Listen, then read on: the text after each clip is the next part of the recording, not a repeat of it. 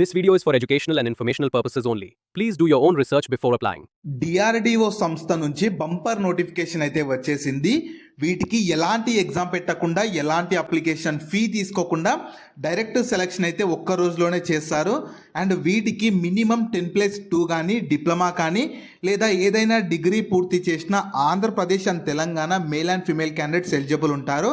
నేను ఎలాంటి ఎక్స్పీరియన్స్ ఏమీ అవసరం లేదు. సో నేను ఇదే వీడియోలో నోటిఫికేషన్కి సంబంధించిన ఫుల్ డీటెయిల్స్తో పాటు మీకు సెలక్షన్ ప్రాసెస్ ఎలా ఉంటుంది, ఎలా అప్లై చేసుకోవాలి అన్నీ ఇదే వీడియోలో చెప్తాను. వీడియోని మాత్రం చివరి వరకు చూడండి.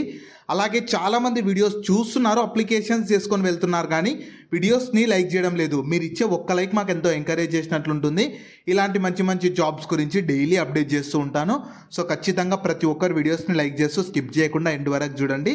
అలాగే మన ఛానల్కి వచ్చిన కొత్త వాళ్ళు ఎవరన్నా ఉంటే వీడియోస్ని లైక్ చేయడంతో పాటు ఛానల్ని సబ్స్క్రైబ్ చేసుకొని పక్కనే ఉన్న బెల్ సింబల్ని కూడా యాక్టివేట్ చేసి పెట్టుకుంటే నేను ఎప్పుడు కొత్త వీడియో అప్లోడ్ చేసినా మీకు నోటిఫికేషన్ ద్వారా అప్డేట్ అయితే వస్తుంది.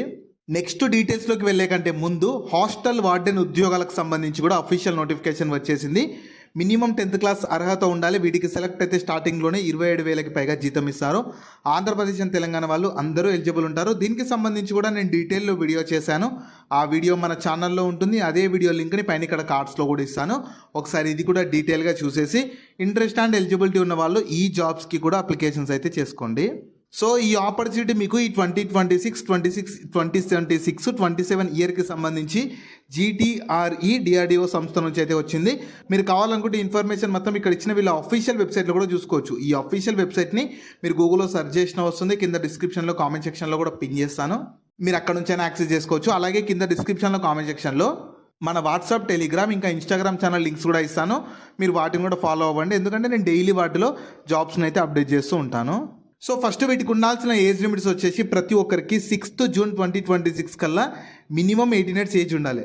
మ్యాక్సిమం ఏజ్ అనేది గవర్నమెంట్ ఆఫ్ ఇండియన్ రూల్స్ ప్రకారం ఉంటుంది. మీరు ఒకసారి కింద డిస్క్రిప్షన్లో కామెంట్ సెక్షన్లో వాళ్ళ అఫీషియల్ నోటిఫికేషన్ PDF ఉంటుంది. ఒకసారి క్లియర్గా డౌన్లోడ్ చేసుకొని చూసుకోండి. నెక్స్ట్ మీకు ఉండాల్సిన పోస్ట్ వైజ్ క్వాలిఫికేషన్ ఏంటంటే ఇందులో రకరకాల వేకెన్సీస్ ఉన్నవి. ఇందులో ఏంటంటే గ్రాడ్యుయేట్ ఇంజనీర్ వేకెన్సీస్కి డిగ్రీ ఇన్ ఇంజనీరింగ్ అని టెక్నాలజీ గ్రాంటెడ్కి సంబంధించిన దాంట్లో మీరు చేసి ఉండాలి. చెప్తాను ఆ డిసిప్లిన్స్ ఏవేవి చేసి ఉండాలో చెప్తాను. గ్రాడ్యుయేట్ డిగ్రీకి అయితే మీరు ఇంజనీరింగ్ డిగ్రీ చేసి ఉండాలి. డిప్లొమా వాళ్ళైతేనేమో డిప్లొమా చేసి ఉండాలి. ITI వాళ్ళకు ITI చేసి ఉండాలి, సేమ్ ITI చేసి ఉండాలి. నాన్ టెక్నికల్లో డిగ్రీ వేకెన్సీస్కి మీరు BCom కానీ, BSc కానీ, BA కానీ, BCA కానీ, BBA చేసిన వాళ్ళు ఎలిజిబుల్ అయితే ఉంటారు.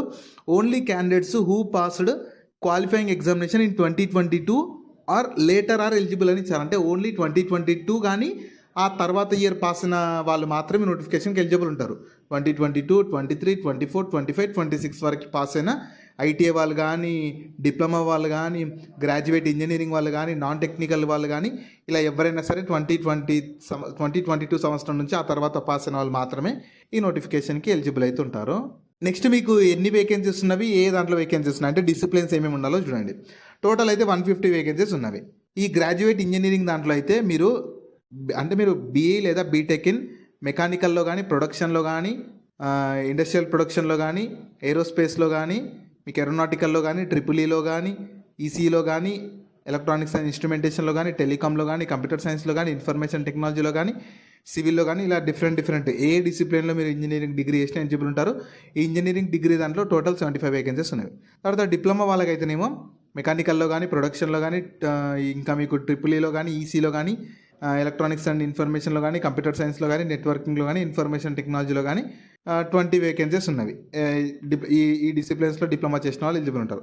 తర్వాత ITIలో వచ్చేసి మెకానిస్ట్లో కానీ, ఫిట్టర్ కానీ, టర్నర్ కానీ, ఎలక్ట్రీషియన్ కానీ, వెల్డర్ కానీ, షీట్ మెటల్ కానీ, కోపా కానీ, DEO చేసిన వాళ్ళు ఎలిజిబుల్ ఉంటారు. Total 25 vacancies. గ్రాడ్యుయేట్ జనరల్ దాంట్లో అయితే BCom కానీ, BSc కెమిస్ట్రీ లేదా ఫిజిక్స్ లేదా మ్యాథ్స్ కానీ, BA ఫైనాన్స్ లేదా బ్యాంకింగ్ కానీ, BCA కానీ లేదంటే BBA చేసిన వాళ్ళు ఎలిజిబుల్ ఉంటే 30 వేకెన్సీస్. ఇంకా అన్నీ కలిపేసి మీకు 150 వేకెన్సీస్ ఉన్నవి. సో మంచి అవకాశము, పరీక్ష లేకుండా సెలెక్షన్ చేస్తారు కాబట్టి క్లియర్గా అర్హత ఉంటే మాత్రం అవకాశాన్ని వదులుకొని ఇప్పుడు నేను చెప్పిన క్వాలిఫికేషన్స్ మీకు లేకపోయినా సరే మీ ఫ్రెండ్స్ అండ్ ఫ్యామిలీ మెంబర్స్లో ఖచ్చితంగా ఎవరైనా ఉంటే వాళ్ళకి ఈ వీడియో షేర్ చేయండి, చాలా యూజ్ అయితే అవుతుంది. నెక్స్ట్ మీకు సెలక్షన్ ప్రాసెస్ ఎలా ఉంటుందంటే మీకు ఏంటంటే ఇది యాక్చువల్గా కేవలం ఇంటర్వ్యూ ద్వారా సెలెక్షన్ చేస్తారు. సో మీకు డైరెక్ట్ ఒక్క రోజులోనే ఇంటర్వ్యూ కండక్ట్ చేస్తారు. ఆ రోజు మీకు డాక్యుమెంట్ వెరిఫికేషన్ అన్ని ప్రాపర్గా చెక్ చేసి మీకు ఒకసారి మీ రెసిడెన్స్ దగ్గర పర్మనెంట్ అడ్రస్ అవన్నీ వెరిఫికేషన్ చేసేసుకొని మీరు ఫిజికల్గా మామూలుగా ఫిట్ ఉన్నారో లేదో చెక్ చేసి మీకు సెలెక్షన్ అయితే చేస్తారు.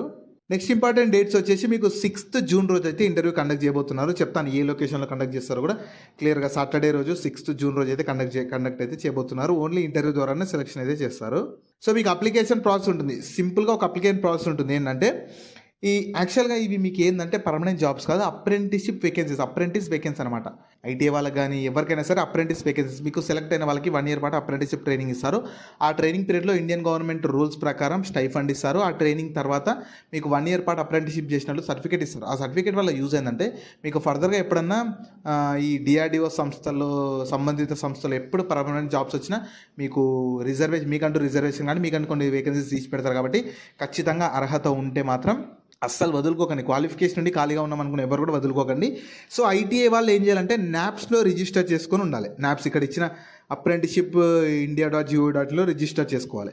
తర్వాత అదర్ క్యాండిడేట్స్ ఐటీఐ వాళ్ళు కాకుండా మిగతా వాళ్ళందరూ నాట్స్లో చేసుకోవాలి.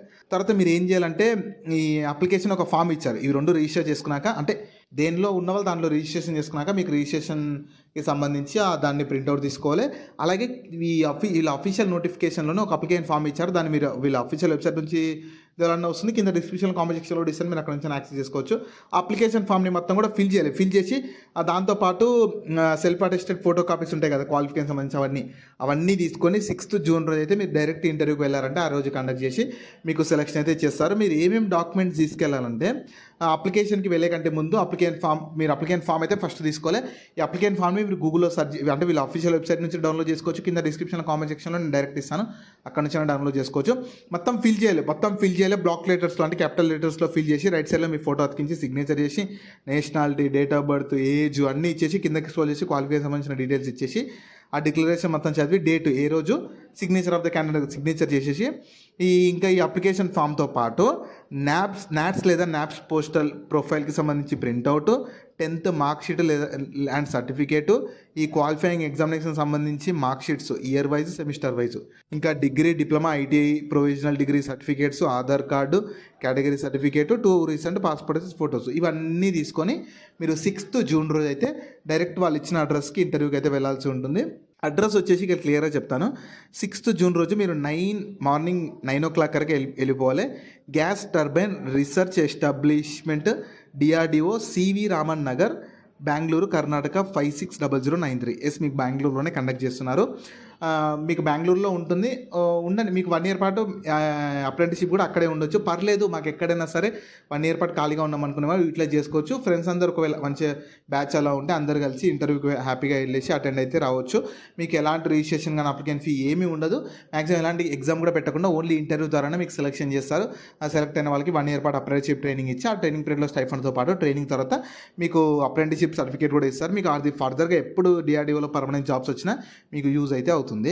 సో ఈ ఆపర్చునిటీ మీకు మన government of India, ministry of defence, DRDO, defence research and development organisation కింద పనిచేస్తున్న GTRE, gas turbine research establishment వాళ్ళు ఈ 4 types ఆఫ్ డిఫరెంట్ అంటే గ్రాడ్యుయేషన్ వాళ్ళకి, గ్రాడ్యుయేషన్లో నాన్ టెక్నికల్ వాళ్ళకి, ఇంకా ఐటీఐ వాళ్ళకు, డిప్లొమా వాళ్ళకి, 4 types రకాల వాళ్ళకి 150 వేకెన్సీస్ కోసం రిక్రూట్మెంట్ చేసేందుకు అఫీషియల్ నోటిఫికేషన్ రిలీజ్ చేస్తారు. మీకు గనక అర్హత ఉండి పర్లేదు మాకు బెంగళూరులో అయినా సరే అవకాశాన్ని యూటిలైజ్ చేసుకుంటాం అనుకుని ఎవరైనా ఈ అవకాశాన్ని యూటిలైజ్ అయితే చేసుకోండి.